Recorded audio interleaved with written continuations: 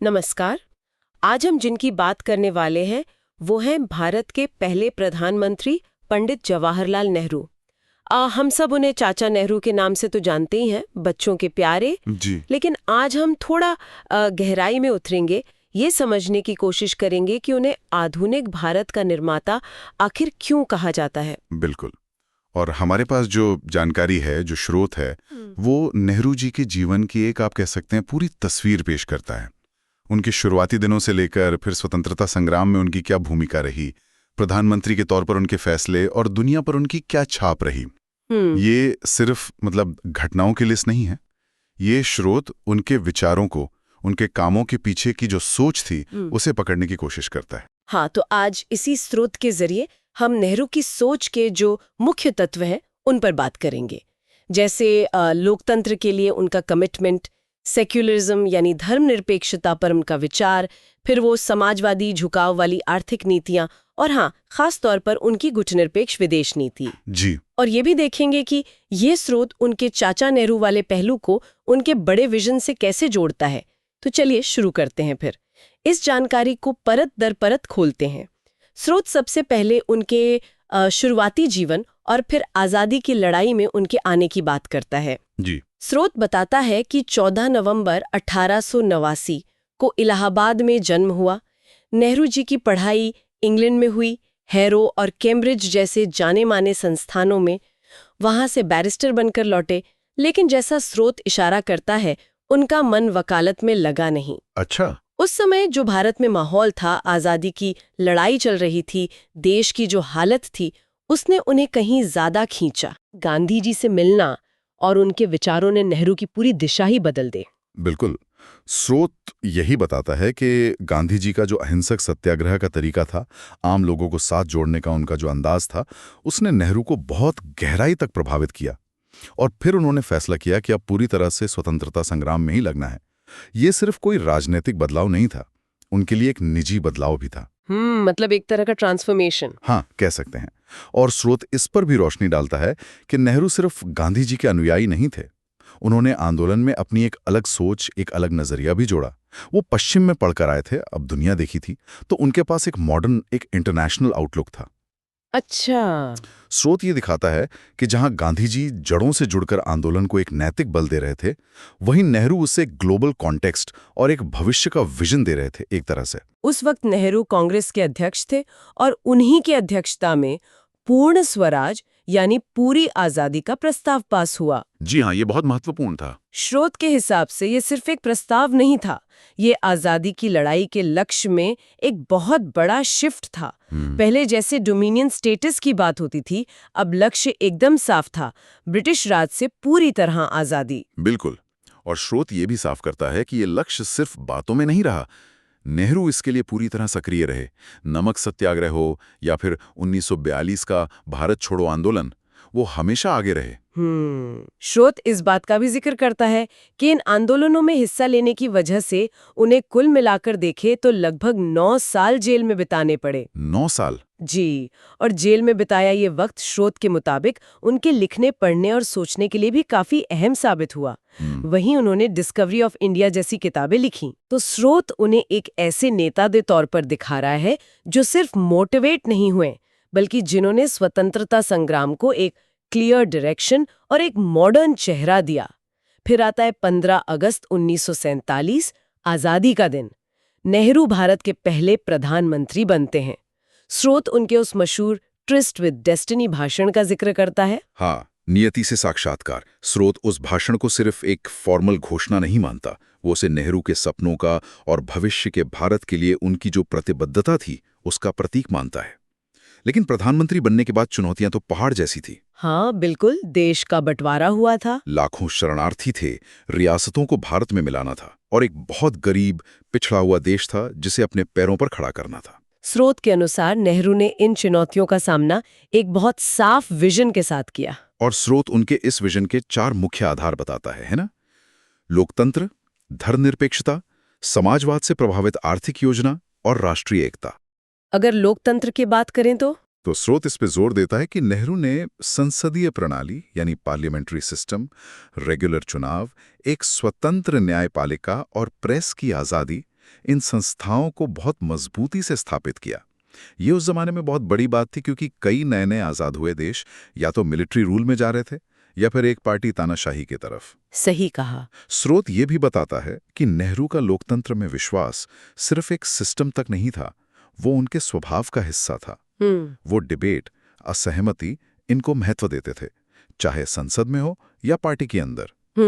स्रोत के मुताबिक शायद यही वजह है कि शुरुआती सालों में इतनी मुश्किलों के बाद भी भारत में लोकतंत्र की जड़ें इतनी गहरी हो सकी। दूसरा आधार धर्मनिरपेक्षता यानी सेक्युलरिज्म। बंटवारे के बाद ये तो बहुत ही संवेदनशील मुद्दा रहा होगा। स्रोत नेहरू के इस पक्ष पर क्या कहता है? स्रोत बताता है कि नेहरू धर्मनिरपेक्षता को लेकर बिल्कुल साफ और मजबूत थे। उनका मानना था, जैसा स्रोत कहता है, कि भारत जैसा देश जहां इतनी विविधता है, इतने धर्म, भाषाएं, संस्कृतियां, वो तभी मजबूत बन सकता है जब राज्य का अपना कोई धर्म ना हो। अच्छा। और सभी नागरिकों को बराबर के अधिकार मिले, सुरक्षा मिले। उन्होंने संविधान में से एक बुनियादी सिद्धांत के तौर पर शामिल करवाया। स्रोत इसे नेहरू की दूरदर्शिता मानता है, जिसने भारत को एक धार्मिक राष्ट्र बनने से रोका और इसे एक समावेशी, एक इंक्लूसिव पहचान दी। और तीसरा पिलर है आर्थिक विकास, जिसमें समाजवादी झुकाव दिखता है। स्रोत यहाँ योजना आयोग और पंचवर्षीय योजनाओं का जिक्र करता है। ये मिश्रित अर्थव्यवस्था का मॉडल क्या था, जिसके बारे में स्रोत बताता है? देखिए, स्रोत के अनुसार नेहरू का मानना था कि भारत जैसे पिछड़े देश को अगर तेजी से तरक्की करनी है तो सरकार को एक बड़ी भूमिका निभानी होगी, खासकर भारी उद्योगों में, इंफ्रास्ट्रक्चर में। हाँ। लेकिन वो पूरी तरह से सरकारी नियंत्रण वाली इकोनॉमी भी नहीं चाहते थे। इसलिए उन्होंने ये मिश्रित अर्थव्यवस्था या मिक्स्ड इकोनॉमी का रास्ता चुना। स्रोत बताता है कि इस मॉडल में जो बड़े और जरूरी उद्योग थे वो सरकारी नियंत्रण में रखे गए, यानी पब्लिक सेक्टर। अच्छा, पब्लिक सेक्टर। जी, जबकि कृषि और जो उपभोक्ता वस्तुएं हैं, कंज्यूमर गुड्स जैसे क्षेत्रों में प्राइवेट सेक्टर को भी काम करने की इजाजत दी गई। और इसी आर्थिक प्लानिंग को दिशा देने के लिए योजना आयोग यानी प्लानिंग कमीशन बनाया गया, जो पंचवर्षीय योजनाएं बनाता था। और इन्हीं योजनाओं के तहत वो बड़े बड़े बांध बने, कारखाने लगे। स्रोत नेहरू के उस मशहूर कोट का जिक्र करता है जहां उन्होंने भाखड़ा नांगल जैसे बांधों को आधुनिक भारत के मंदिर कहा था। इसका क्या मतलब था? स्रोत के मुताबिक नेहरू के लिए ये बांध सिर्फ सिंचाई या बिजली बनाने के साधन नहीं थे, वो इन्हें साइंटिफिक प्रोग्रेस के, आत्मनिर्भरता के और राष्ट्र निर्माण के प्रतीक के तौर पर देखते थे। ये मंदिर उस नए मॉडर्न इंडस्ट्रियल भारत के थे जिसका वो सपना देख रहे थे। और इसी सोच के तहत, जैसा स्रोत बताता है, उन्होंने हायर एजुकेशन और साइंटिफिक रिसर्च पर जबरदस्त जोर दिया। हाँ, IITs मतलब भारतीय प्रौद्योगिकी संस्थान, एम्स यानी अखिल भारतीय आयुर्विज्ञान संस्थान, और एटॉमिक एनर्जी के लिए BARC भाभा परमाणु अनुसंधान केंद्र, इन सब संस्थानों की स्थापना का श्रेय स्रोत उन्हें ही देता है। स्रोत ऐसे कैसे देखता है? स्रोत इसे नेहरू की वैज्ञानिक सोच और भविष्य की तैयारी के तौर पर देखता है। वो मानते थे कि भारत को अगर दुनिया के साथ कदम से कदम मिलाकर चलना है तो उसे विज्ञान और तकनीक में आत्मनिर्भर बनना ही होगा। सही बात है। ये संस्थान सिर्फ बिल्डिंगें नहीं थीं, ये उस वैज्ञानिक मिजाज, साइंटिफिक टेम्पर को बढ़ावा देने के केंद्र थे जिसकी बात नेहरू अक्सर किया करते थे। स्रोत के अनुसार ये उनकी सबसे स्थायी विरासतों में से एक है। ये तो हुई देश के अंदर की बात, लेकिन नेहरू की पहचान एक अंतर्राष्ट्रीय नेता के तौर पर भी है। स्रोत उनकी विदेश नीति और खासकर गुटनिरपेक्ष आंदोलन यानी नॉन अलाइंड मूवमेंट NAM पर काफी विस्तार से बात करता है। ये क्या था और स्रोत के मुताबिक इसका क्या महत्व था? स्रोत बताता है कि दूसरे विश्व युद्ध के बाद दुनिया दो बड़े खेमों में बढ़ गई थी। एक अमेरिका वाला पश्चिमी खेमा और दूसरा सोवियत संघ वाला कम्युनिस्ट खेमा। इसे शीत युद्ध, कोल्ड वॉर का दौर कहा गया। हाँ, कोल्ड वॉर। ज्यादातर जो नए आजाद हुए देश थे उन पर किसी एक खेमे में शामिल होने का दबाव था। नेहरू ने मिस्र के नासिर और युगोस्लाविया के टीटो जैसे नेताओं के साथ मिलकर एक तीसरा रास्ता चुना, गुट निरपेक्षता का, नॉन अलाइनमेंट का। इसका मतलब क्या था?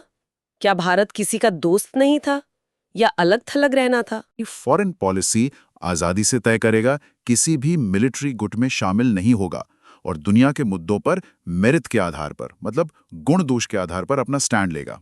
अच्छा। स्रोत इसे नेहरू की एक बड़ी हिम्मत वाली और दूर की सोच वाली पहल मानता है। इसके जरिए भारत और कई दूसरे विकासशील देशों को कोल्ड वॉर की सीधी लड़ाई से बचने का मौका मिला और अपनी ऊर्जा देश बनाने में लगाने का मौका मिला। स्रोत के अनुसार इसने भारत को दुनिया में एक खास और स्वतंत्र आवाज दी। हालांकि क्या स्रोत इस नीति की कुछ चुनौतियों या आलोचनाओं का भी जिक्र करता है?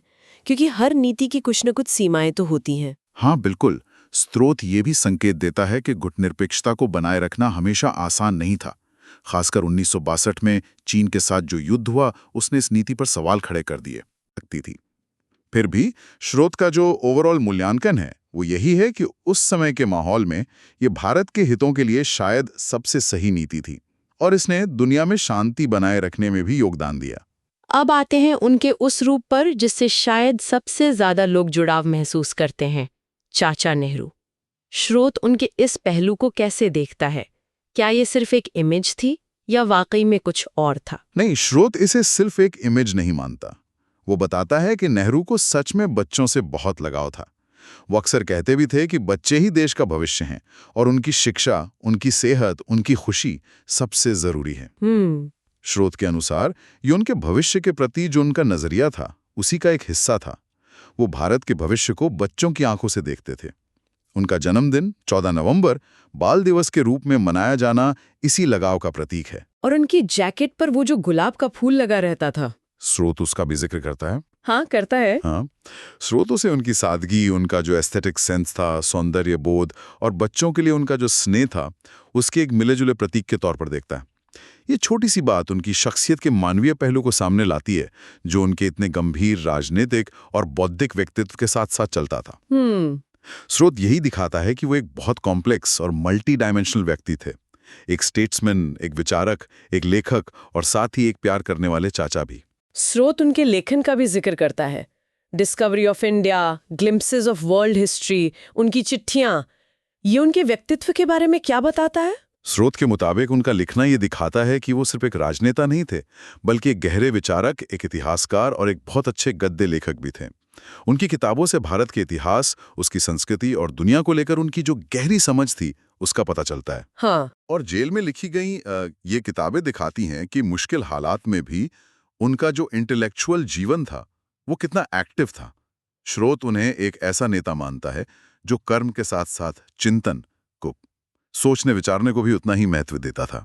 27 मई 1964 को उनका निधन हुआ।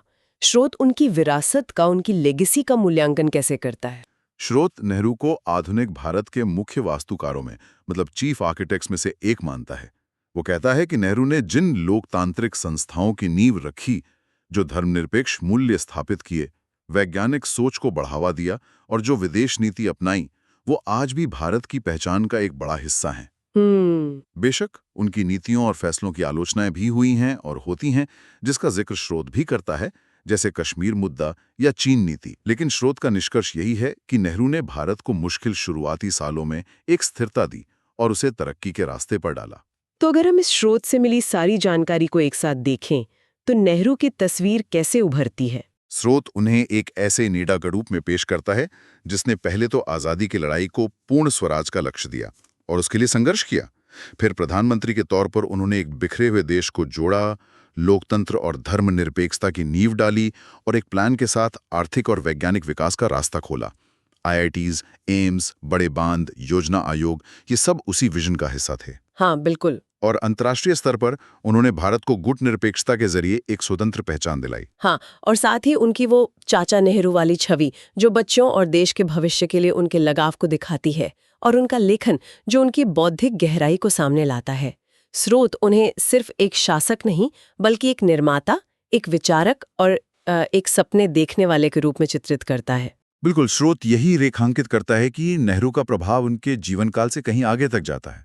उनके स्थापित किए गए जो सिद्धांत हैं, जो संस्थाएं हैं, वो आज भी भारतीय राजनीति और समाज में बहस का, विचार विमर्श का केंद्र हैं और यही बात उनकी प्रासंगिकता को दिखाती है। ये सब जानने के बाद एक सवाल मन में आता है। ये सीधे तौर पर स्रोत नहीं पूछता, लेकिन उसकी बातों से ही उभरता है। स्रोत नेहरू के वैज्ञानिक संस्थानों जैसे IITs और रिसर्च सेंटर्स की स्थापना को उनकी दूरदर्शिता बताता है।